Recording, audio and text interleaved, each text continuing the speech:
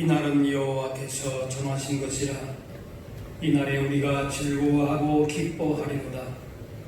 여호와여 구하옵나니 이제 구원하소서. 여호와여 우리가 구하옵나니 이제 형통하게 하소서. 주는 나의 하나님이시라. 내가 주께 감사하리이다.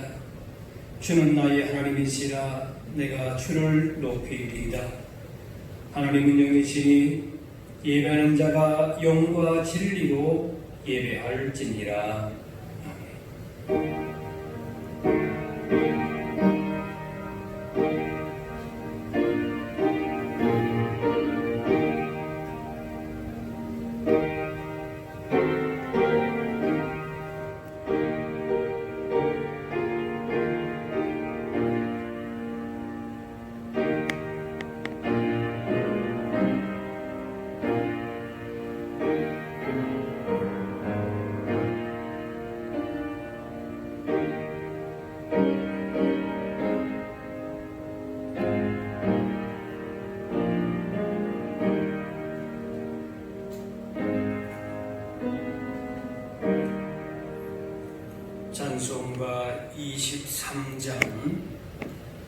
찬송가 23장 찬양하겠습니다.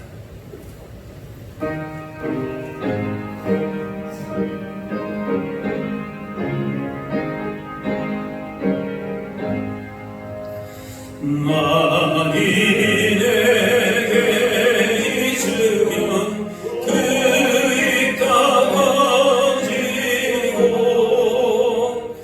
내 구주 주신 은총을 늘 찬송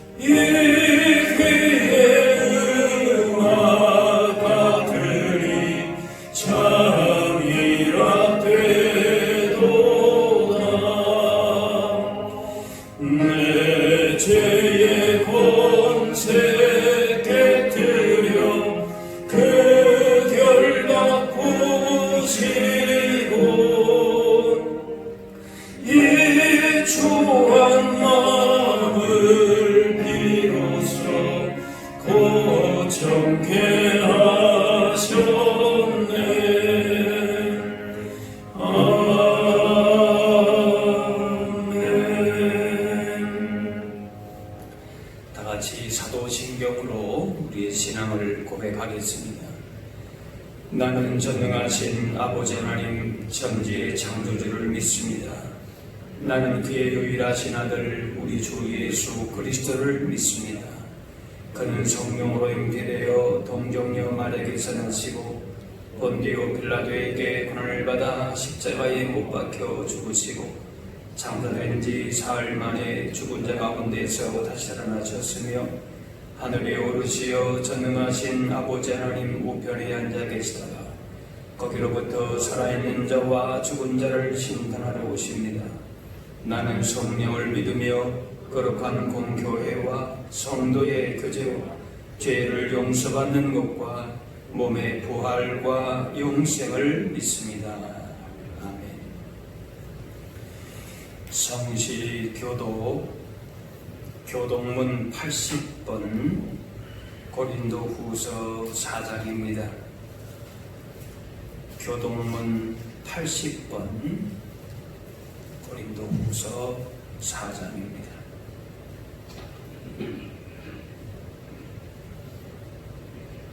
우리가 이 보배를 질그릇에 가졌으니 이는 심히 큰 능력을 얻는 일이고 우리의 있지 아니함을 알게 하려 합니다. 우리가 사방으로 교쌈을 당하여도 쌓이지 아니하며 답답한 일을 당하여도 낙심하지 아니하며 박해를 받아도 버림받지 아니하며 고통을 당하여도 망하지 아니하고 우리가 항상 예수의 죽음을 몸에 짊어짐은 예수의 생명이 또한 우리 몸에 나타나게 하려 합니다.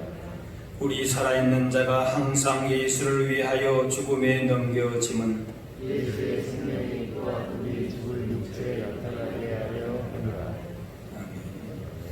한상존 장로님 기도하시겠습니다.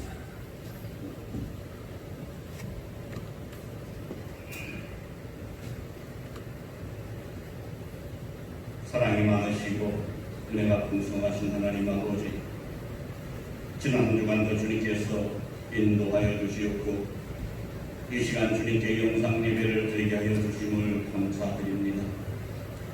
이 시간 영상으로 예배드리는 저희들의 모습을 긍휼히 여겨주시었고 성령께서 함께하여 주셔서 말씀 안에서 새롭게 살도록 인도하여 주시옵소서. 성령의 충만하심이 우리의 심령과 가정과 교회 그리고 이 나라와 이 백성의 삶 속에 넘치게 하여 주시옵소서. 감사하신 하나님 아버지, 저희에게 허락하신 지난 한 주간의 삶을 돌아보면서 거룩한 삶을 살기보다는 내 마음이 원하는 대로 살았던 저희들의 모습을 돌아봅니다. 참으로 주님 앞에 나설 수 없는 저희들이오니 불쌍히 여기시고 긍휼히 여겨 주시옵소서. 우리의 닫힌 마음을 열고 주님을 바라볼 수 있게 하여 주시옵고 주님의 말씀에 따라 순종하며 살게 하여 주시고 날마다 주님의 말씀을 묵상하며 기도하는 삶이 되게 하여 주시옵소서.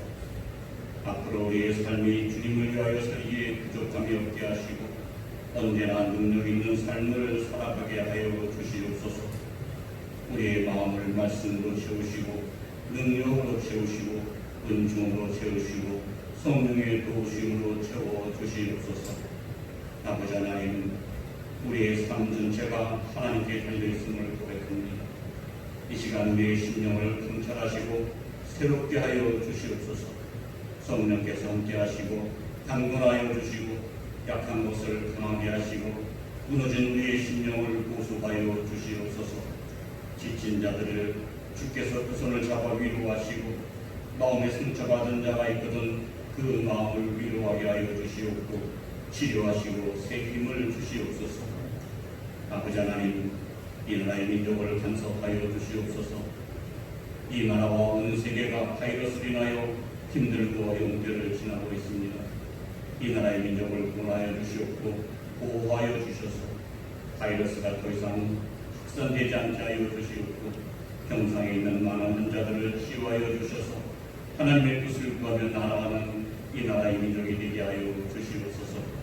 정치, 경제, 외교적으로 모든 것이 힘들고 어려운 이때에 일일이 간섭하여 주셔서 정의가 살아있게 하시고 위정자들이 하나님을 알게 하시고 국민들을 두려워하며 국민을 섬기는 정직한 지도자가 되게 하여 주시옵소서. 먼저 이 나라와 교회가 성도들이 깨어있게 하시고 나라를 위해 기도하게 하여 주시옵소서. 주님의 몸된 교회들이 하나되게 하여 주시옵고 교회가 그리스도의 몸으로서 땅한 일을 할 수 있는 힘을 공급받게 하여 주시옵소서. 주님의 말씀을 들어 단에 서시는 사자 목사님을 기억하시고 성령의 능력으로 붙들어 주시옵소서. 이 시간 하나님의 말씀을 선포하실 때에 우리의 심령의 귀가 열리게 하시고 성령의 감동을 받아 가정과 교회가 살아 움직이는 역사가 일어나게 하여 주시옵소서.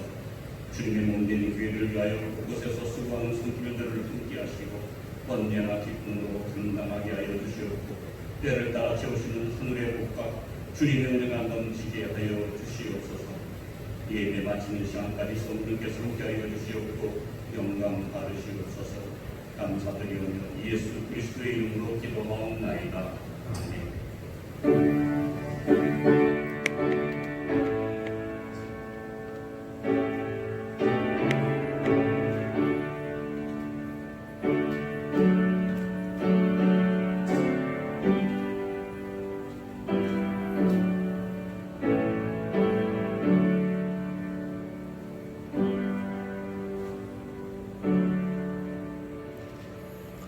오늘 우리에게 주신 하나님의 말씀은 구약 성경 에스겔 36장 25절에서 27절 말씀입니다. 에스겔 36장 25절에서 27절 구약 성경 1207페이지 정도 됩니다.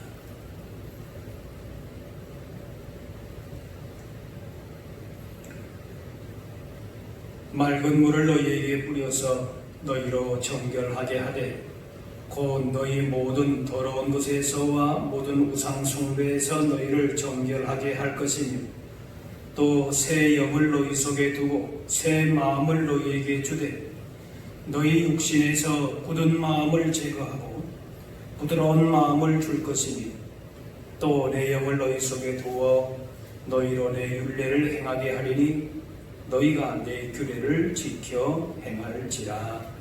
아멘.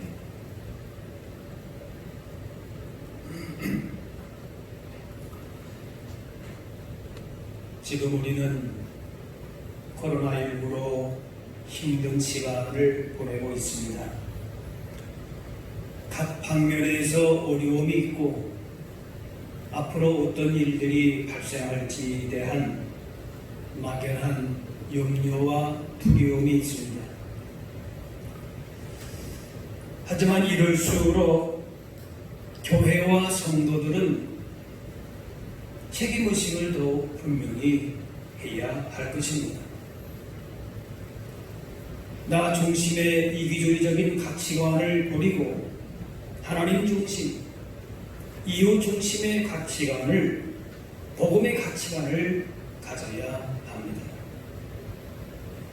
초대교회는 복음이 선포될 때에 우리가 어찌할꼬 하면서 자신들을 뒤돌아보았습니다. 복음에 비추어서 자신들이 얼마나 더럽고 추한지를 보면서 찔림을 받았습니다. 그래서 자기 중심의 삶을 회개하고 하나님 중심의 삶으로 변화되었습니다. 요즘 교회가 세상의 근심거리가 되고 있습니다.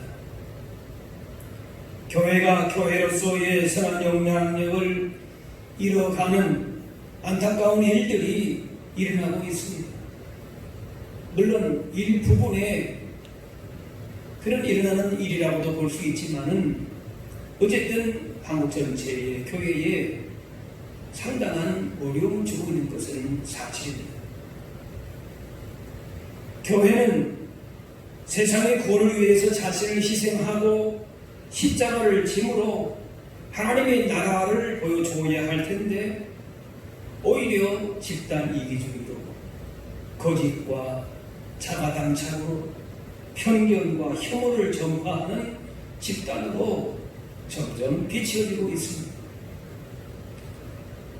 오늘 말씀 가운데에 하나님의 이 뜻이 이 땅 가운데에 온전히 이루어지기 위해서 성도와 교회에 취해야 할 모습이 무엇인지를 찾아볼 수 있기를 바랍니다. 하나님께로 나오는 자는 죄로 얼룩진 죄로 나올 수가 없고 정결하게 하는 물로 뿌림을 받아야 된다. 오늘 말씀합니다. 25절에 맑은 물을 너희에게 뿌려서 너희로 정결하게 하되 곧 너희 모든 더러운 것에서 모든 우상 숭배에서 너희를 정결하게 할 것이며 이스라엘 백성들이 하나님을 떠나서 각종 우상을 섬기고 불의하고 방탕한 삶을 살았습니다. 하지만 죄를 회개할 때에 물을 뿌려서 정결하게 하시고 주님의 평안과 위로와 기쁨을 선물로 받게 됐습니다. 우리 스스로 죄의 문제를 해결할 수 없고 죄에서 벗어날 수 없습니다. 내 능력이 아닌 예수님의 보혈로 정결함의 은혜를 베푸셔서 죄 사함 받고 주님 앞에 나올 수 있습니다. 그런데 자신의 죄와 허물과 잘못된 모습에 대해서 얼마나 안타까워하느냐라고 하는 것보다는 잘못된 것이 있다면 거기서부터 얼마나 돌이키고 수정하느냐 하는 것이 중요합니다. 잘못된 것은 과감하게 떨쳐낼 수 있는 용기와 바른 것에 대한 적극적인 실천이 필요하다는 것입니다. 잠언 10장에 바른 길로 행하는 자는 걸음이 평안하려니와 굽은 길로 행하는 자는 드러나리라 말씀했습니다. 거짓된 문화와 사상과 세상의 소리에 떠밀리지 말고 하나님의 말씀을 기준으로 삼아서 거짓되고 불의한 것들을 물리쳐야 하는 것입니다. 에스라 선지자는 포로에서 돌아온 백성들을 향해서 불신앙적인 모든 부분에 혁신적인 개혁을 했습니다. 그 개혁 조치는 말로만 하는 것이 아니라 실제로 단호하게 그대로 이루어졌습니다. 말씀에 따라서 세금에 관한 사회제도를 제정하고 이방인과의 결혼을 금지했습니다. 더 나아가서 이미 결혼한 이방 여인과 결혼한 자들에 대해서 이방 아내와 자녀들까지도 다 추방을 했습니다. 과감하게 했지요. 거짓이 통하는 사회, 불의가 용인되는 사회, 정직한 사람이 불이익을 당하는 사회가 되어서는 안 됩니다. 이를 내버려 둔다면 우리의 장래는 암담한 것입니다. 스코트 팩은 이런 말을 했습니다. 거짓에 익숙해지면 사람들은 자신을 향해 거짓말을 한다. 그리고 그 거짓을 믿을 수가 있다. 그리고 이 사람에게 일어날 수 있는 최악의 상태는 자기 자신도 믿을 수 없는 인생을 산다. 이것은 최악의 비극이다. 지금 교회와 이 나라의 현실에 대한 문제의식을 느끼고 있다면 그 모든 책임이 먼저 우리에게 있다는 것을 생각하고 말씀을 기준으로 해서 잘못된 부분을 고치고 스스로 속고 있는 부분은 무엇인지를 밝혀내서 선한 영향력을 말씀 가운데에 나타내도록 해야 할 것입니다. 예수 그리스도의 복음, 하나님의 말씀, 성령의 역사만이 사람을 변화시키고 그 변화된 사람이 공동체와 사회를 변화시킵니다. 말씀과 복음과 성령의 능력으로 새롭게 되어서 정직과 신의를 지키고 죄에서 돌이킴으로 이 시대에 주어진 사명을 감당하는 것입니다. 우리 믿는 자들과 교회는 이 외에 다른 방법은 없는 것입니다. 고린도전서 9장에 만일 복음을 전하지 아니하면 내게 화가 있을 것이로다. 바울의 이 마음을 우리도 갖고 영혼 구원과 하나님 나라를 이루어가는 책임이 우리에게 있음을 알고 이런 절박한 마음 속에서 이 땅 가운데에 영적 파수꾼의 사명을 다해야 할 것입니다. 이스라엘이 남북으로 나뉜 다음에 북이스라엘은 주전 722년에 아수르에게 망했고 남유다는 그 후 100년을 더 지탱하다가 박이 심해지면서 결국 망하게 되었습니다. 그런데 유다를 망하게 하신 것이 하나님의 최종 목적이 아닙니다. 회개함으로 하나님께로 돌이키게 하기 위함이었습니다. 오늘 26절에 또 새 영을 너희 속에 두고 새 마음을 너희에게 주되 너희 육신에서 굳은 마음을 제거하고 부드러운 마음을 줄 것이며, 하나님께서는 유다 백성의 나라만 회복하고자 하는 것이 아니라 그들의 마음을 새롭게 하시는 것이었습니다. 진정한 회복과 소망은 마음이 새로워져야 합니다. 뭐로 지킬 만한 것보다 내 마음을 지키라 했습니다. 우리 마음에서부터 모든 우리의 삶의 행동과 변화는 시작이 되는 것입니다. 굳은 마음을 제거하고 부드러운 마음을 줄 것이라 했는데, 사람들은 굳은 마음이 부드러운 마음 되는 것이 사람의 의지에 달렸다 생각을 합니다. 성경의 9가지 열매, 희락, 화평, 오래 참음, 자비, 양성, 충성, 온유, 절제, 사랑을 스스로 훈련할 수 있는 품성 훈련 차원에서 이해합니다. 하지만 굳은 마음을 제거하고 부드러운 마음을 주시는 분은 하나님이시지 스스로 훈련해서 생기는 것이 아닙니다. 좋은 마음을 가지고 싶어도 악한 마음이 생깁니다. 그래서 내 마음의 생각과 내 행동이 다른 것입니다. 그런데 해결책이 없어요.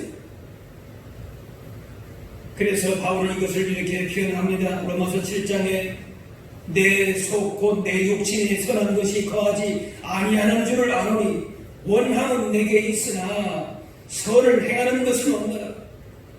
생각은 아는 지식은 있는데 이렇게 해야지 하는데 내 마음에서부터 그것이 행동으로 옮겨지지 않은 것이다 말이죠. 그래서 내가 원하는 바 선을 행하지 아니하고 도리어 원하지 아니하는 바 악을 행하는도다. 그 마음 가운데 생각은 있지만은 그 마음이 굳은 마음이 되어서 그 마음에서부터 행동이 따라주지는 않는 것이 굳은 마음이 문제라고 하는 것이. 선한 마음으로 선을 행하고 싶어도 실제로는 굳은 마음, 악한 마음이 생겨서 악을 행한다는 것입니다. 그래서 하나님이 우리 마음을 새롭게 하셔야 된다 하십니다. 부드러운 마음은 새 영으로 새 마음이 주어짐으로 가능합니다. 주어져야 합니다. 그 마음을 받아야 되는 것이죠. 새 영을 너희 속에 두고 새 마음을 너희에게 주되 합니다.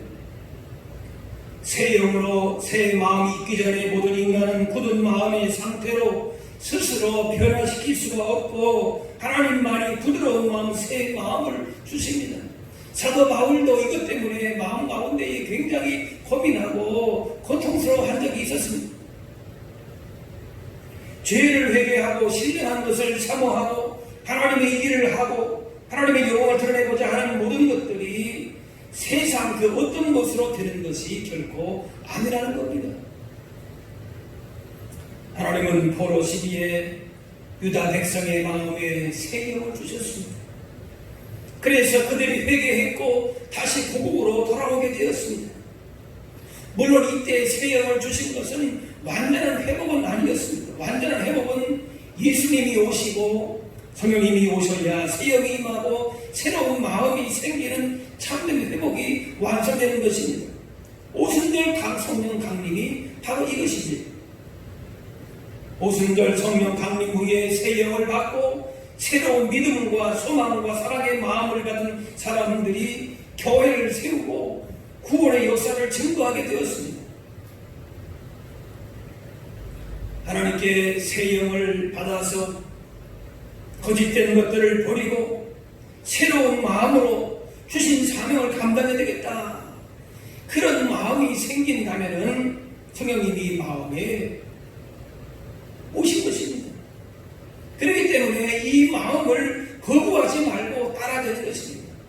어떻게 하다가 이 마음에 온 것이 아니라 하나님께서 내 마음 가운데에 그런 부드러운 마음, 새 영을 우리 가운데 주셨기 때문에 이런 마음을 품게 된 것이다 라고 하는 거죠.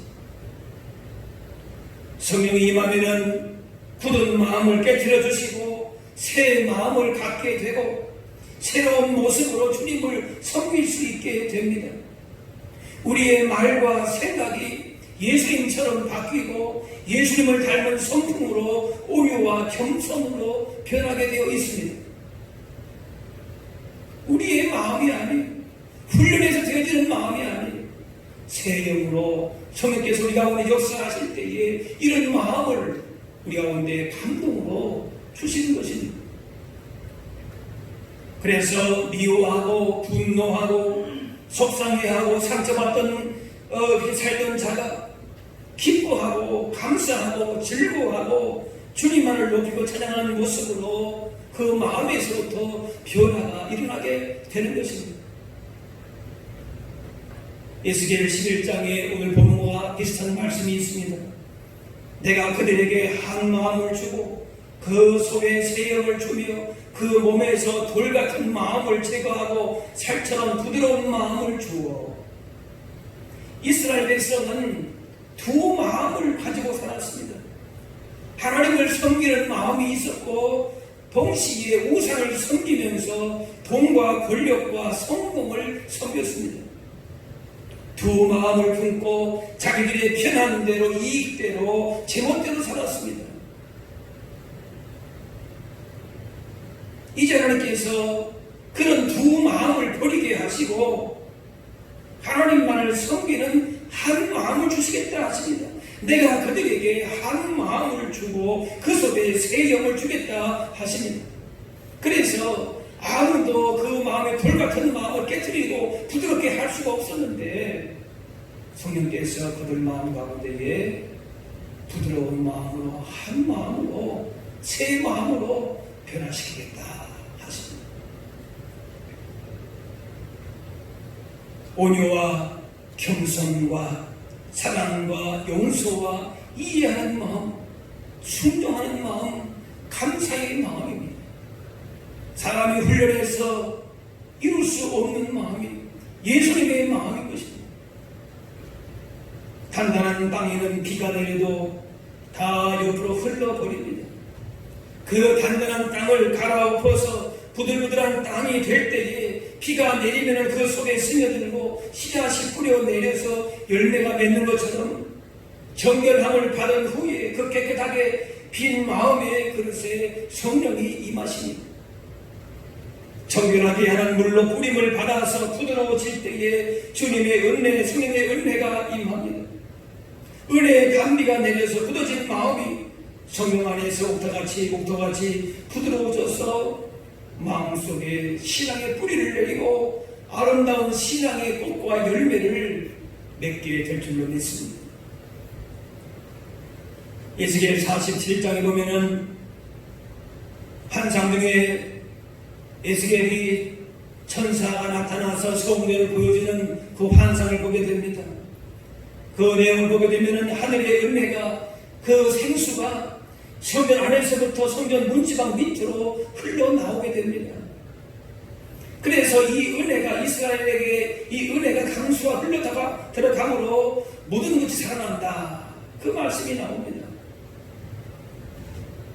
우리의 심령을 치유하고 가정과 나라와 민족과 열방을 살리는 은혜의 강수는 하나님이 임재하시는 성전에서 흘러나옵니다.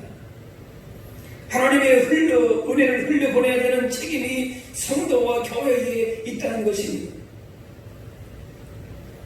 정부의 통치 능력이 부족하고 학교 교육에 문제가 있어서 이 땅에 소망이 없는 것이 아닙니다. 은혜의 강이 넘치지 못하는 데에 더 큰 원인이 있습니다. 은혜의 강이 넘칠 때에 이 땅에 소망이 있습니다. 새 영으로 새 마음이 되고 부드러운 마음이 되고 그 속에 복음의 능력이 심겨져서 열매가 맺혀지게 되고 변화와 생명의 역사가 쓰여지게 되는 것입니다. 에스겔의 환상 가운데 성전 문지방으로부터 생수가 흘러나온 것 같이 이 땅에 은혜의 강이 넘치게 되는 것은 오늘 사는 우리 그리스도인의 교회에 맡기신 비전이요 책임인 것입니다. 교회가 제도와 조직이 잘 세워져도 복음이 생명력을 상실하게 되면 형식으로만 세워지는 율법적인 신앙이 되어서 폐쇄적이고 굳어지면서 신앙의 생명력을 잃어버리게 됩니다. 성령의 다스림을 받지 않고 육체대로만 움직이는 사람은 결국 부패하고 죄악된 성향을 나타낼 수밖에 없지만은 골짜기에 버려진 마른 뼈 같은 심령도 성령의 바람이 불 때에 영적인 생명력이 넘치는 믿음 생활을 하게 됩니다. 우상을 따라갔던 이스라엘 백성이 포로 생활 가운데에서도 회개할 때에 하나님께서 은혜를 베푸셔서 새 몸을 주시고 새 마음을 품고 70년 만에 거기에 돌아와서 예배할 수 있게 하셨습니다. 오늘 27절 말씀에 또 내 영을 너희 속에 두어 너희로 내 윤리를 행하게 하리니 너희가 내 규례를 지켜 행할지라. 이스라엘 백성은 자신들이 성실하게 신앙생활을 했다고 생각했지만은 형식적인 율법에 매인 신앙이었습니다. 영적인 생명력이 없었고 습관적인 신앙으로 그 속에 기쁨과 감격과 열정과 감사의 마음이 없었습니다. 하나님 섬기지 않은 것이 아닙니다. 단지 두 마음을 품고 딱 두 돌같이 딱딱해진 마음으로 하나님을 섬긴다고 그렇게 섬겼습니다. 그런데 이제 그들의 마음 가운데에 정결한 물로 깨끗하게 씻어주고 그리고 새 영과 새 마음을 주시겠다 그렇게 말씀하십니다. 그 마음에 복음으로 말씀으로 성령으로 변화를 받아야 되는 것입니다. 성령 안에서 영적인 풍성함을 누리고 하나님의 능력이 나타나는 데에 그 능력은 말씀을 따라 행함으로 나타나는 능력입니다. 그래서 하나님을 떠난 자들이 우리가 생명보다 귀한 하나님의 말씀을 떠났구나, 그 말씀을 제대로 저버렸기 때문에 하나님이 우리를 떠나셨구나 이렇게 회개하면서 다시 하나님께로 돌아오게 된 것입니다. 베드로의 설교를 들은 사람들이 마음에 찔렸습니다. 찔렸다라고 하는 것은 말씀을 듣고 마음이 불편해지는 것입니다. 어찌할 바를 모르는 것입니다. 그래서 우리가 어찌하고 저는 그렇게 아무렇지도 않게 그렇게 생각하고 행동하고 말했습니다. 그런데 말씀을 듣고 십자가의 복음을 듣고 보니까 그 말씀이 충격적으로 와 닿은 것입니다. 말씀 가운데에 찔림이 있고 나를 불편하게 하는 것이 있다면 그 찔림을 불편함을 그냥 대충 덮으려고 하지 말아야 됩니다. 말씀 가운데 찔림을 받는 마음은 성령의 역사하시는 증거입니다. 그렇기 때문에 하나님의 말씀인데 이게 맞는지 안 맞는지에 관계없이 말씀을 원칙으로 삼아야 하는 것입니다. 세상의 정욕과 성공과 쾌락을 자랑하고 그 가치를 따랐던 것을 버리고 말씀이 최고의 가치의 기준이 되고 원칙으로 살아야겠다고 하는 그 마음의 결단이 있어야 되는 것입니다. 세상의 소리는 염려와 걱정과 불신과 미움과 분노를 주고 상처를 입히고 절망에 빠지게 합니다. 하지만 주님의 음성은 우리에게 새 마음을 주시고 평안함과 감사와 기쁨이 넘치는 복된 삶을 살게 하십니다. 우리가 지금 어떤 소리를 듣고 있습니까? 새 영으로 새 마음으로 변화된 사람은 세상 소리가 아무리 크게 들린다 할지라도 그 소리는 작게 듣고 주님의 음성, 주님의 말씀은 귀를 기울여 들음으로 그 말씀으로 새 영으로 변화를 받아서 세상에 사는 영향력을 나타내게 되는 것입니다. 우리가 지금 어디에 민망하고 있는가? 어디에 소리를 우리가 크게 듣고 있는가? 우리가 무엇으로 내 삶에, 내 마음에 진정한 변화를 받고 있는가를 우리가 우리 마음과 믿음을 진단할 수 있어야 할 것입니다. 자신과 이 땅을 변화시키는 힘이 복음의 능력, 성령의 능력, 말씀 가운데 있음을 기억하고 그 외에 어떤 것도 내 마음과 우리의 믿음을 새롭게 할 수 없다는 사실을 분명히 기억하고 우리 안에 복음 이외의 말씀 이외에 있었던 거짓된 삶을 내려놓고 전심으로 하나님 앞에 나아갈 수 있어야 할 것입니다. 그래서 새 영과 새 마음으로 이 시대에 주어진 사명을 온전하게 감당할 수 있어야 할 것입니다. 오늘의 어려운 상황에서도 우리를 부르신 하나님의 계획하심을 바라보면서 복음으로 변화된 삶을 통하여서 이 땅 가운데에, 이 어려운 시기 가운데에 하나님 나라를 확장할 수 있는 그런 귀한 사명을 더 힘있게 감당하실 수 있기를 바랍니다. 센터 교회의 안중동 목사님이라고 하는 분이 지금 코로나 시대에 있어서의 우리가 어떻게 믿는 자들이 행동할 것인가 라고 하는 짧은 글인데 우리에게 잠시사는 바가 있어서 제가 잠깐 읽어드리도록 하겠습니다. 이 시대를 살아가는 모든 분들을 위로하고 축복합니다. 마스크를 착용하는 것은 잠잠하라는 뜻입니다. 막말과 거짓말을 하지 말며 불필요한 말을 줄이고 남의 말에 귀를 기울이라는 말입니다. 입을 다물면 사랑스러운 것들에 시선이 머물게 되고 아름다운 소리와 세미한 속삭임이 들려올 것입니다. 손을 자주 씻으라라고 하는 것은 마음을 깨끗이 하라는 뜻입니다. 악한 행실과 죄에서 돌이켜 회개하고 성결하라는 말입니다.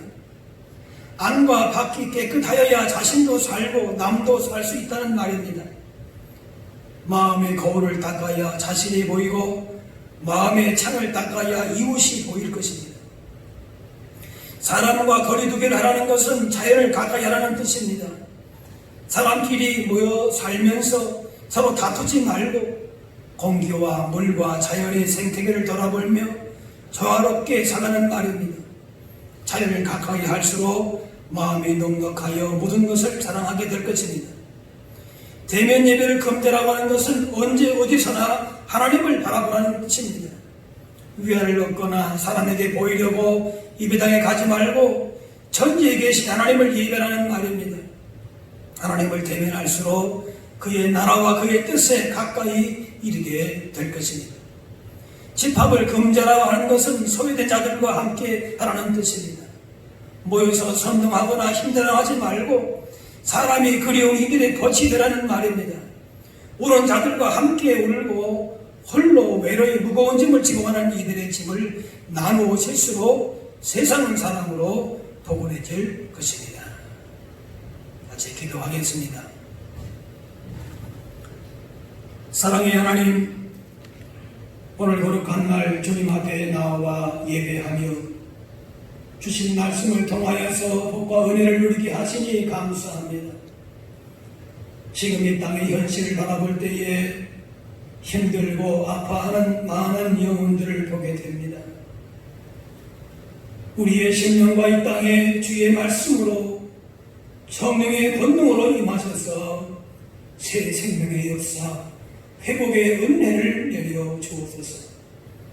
이 땅에 세워진 교회와 성도들에게 새 영, 새 마음으로 채워주셔서 영적인 책임의식을 가지고 하나님 중심, 이웃 중심의 복음의 가치관을 가지고 살게 하여 주옵소서.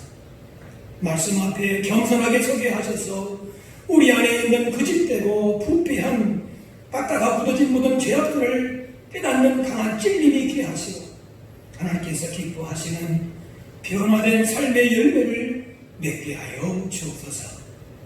복음에 합당한 삶을 살지 못했던 자신들을 돌아보며 회개하게 하시고 우리를 부르신 주님의 선하신 뜻을 깨달아 세상을 변화시키는 복음의 일꾼들로 살게 하여 주옵소서. 감사드리며 예수님의 이름으로 기도하옵나이다.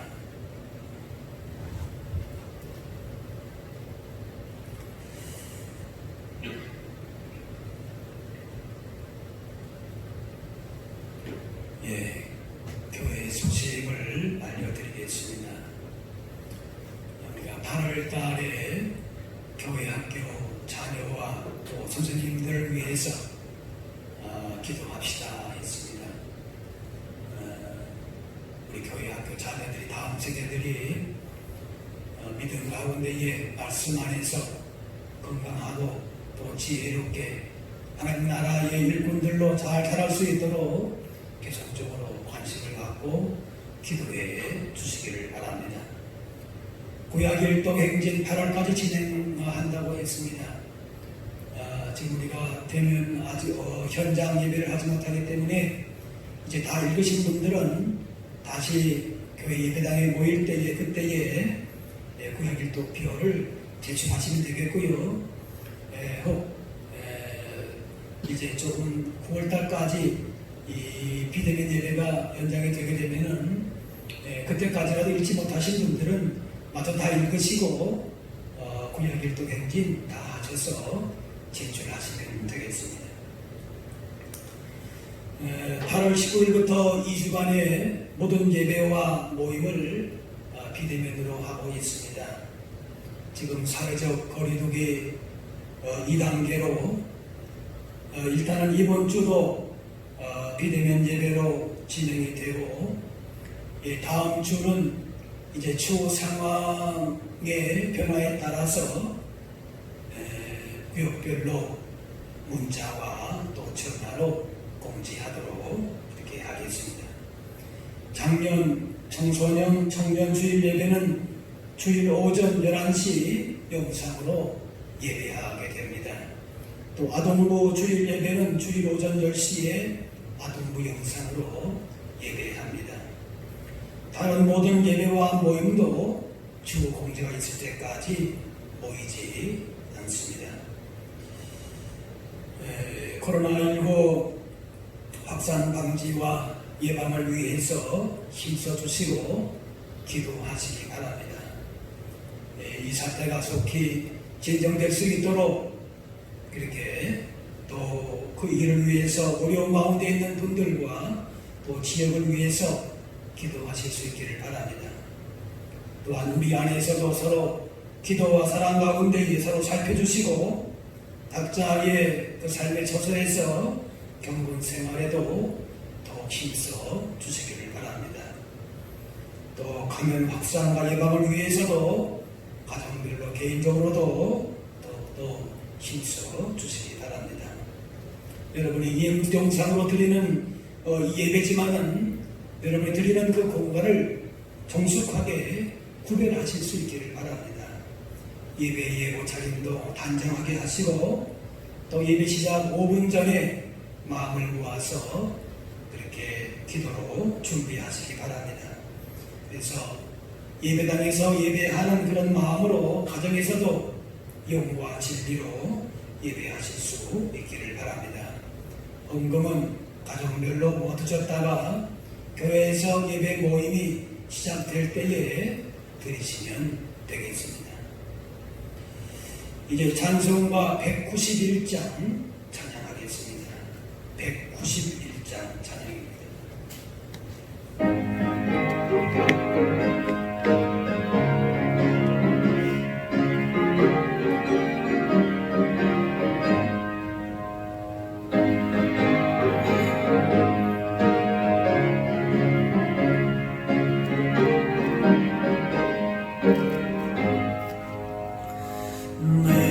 내일 기쁘게 순례의 길 행하며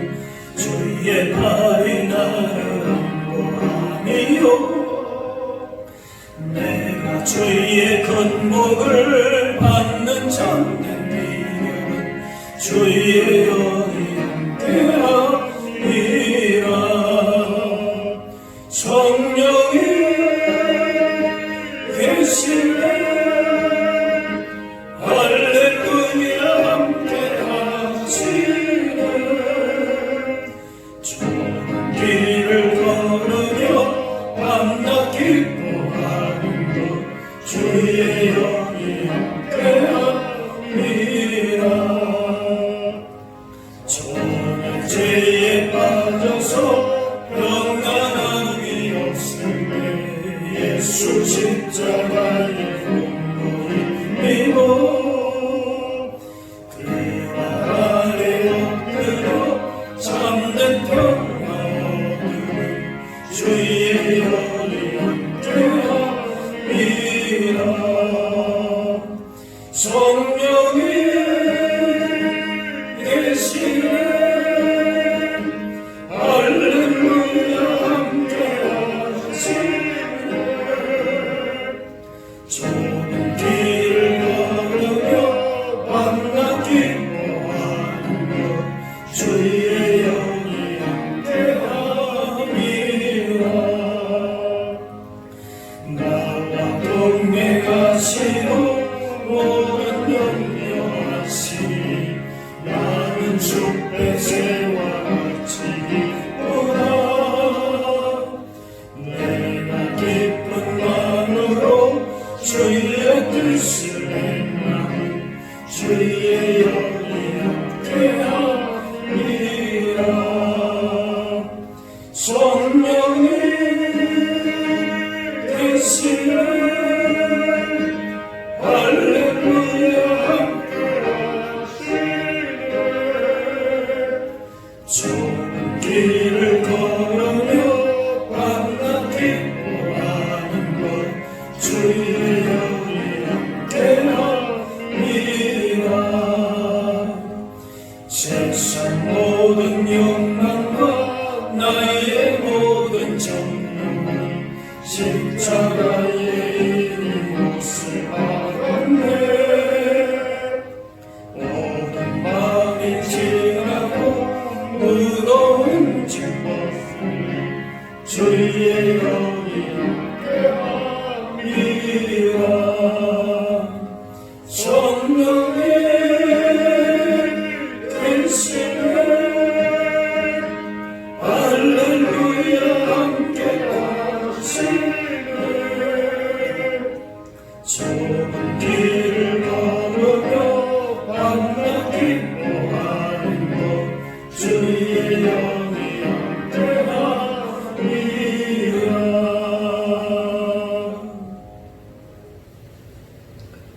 이제는 우리 주 예수 그리스도의 은혜와 하나님 아버지의 그 놀라우신 사랑하심과 성령님의 인도 교통하심이 새 영으로 새 마음을 품고 하나님의 거룩하신 뜻을 바라보며 주신 사명을 신실하게 감당하기를 원하는 여기 모인 주의 백성들 머리머리 위에 이분들의 그 모든 삶의 현장 가운데 고통 가운데 이 나라와 이 땅의 백성들 세계 선교 현장 위에 이제부터 영원까지 함께하시기를 간절히 축원하옵나이다.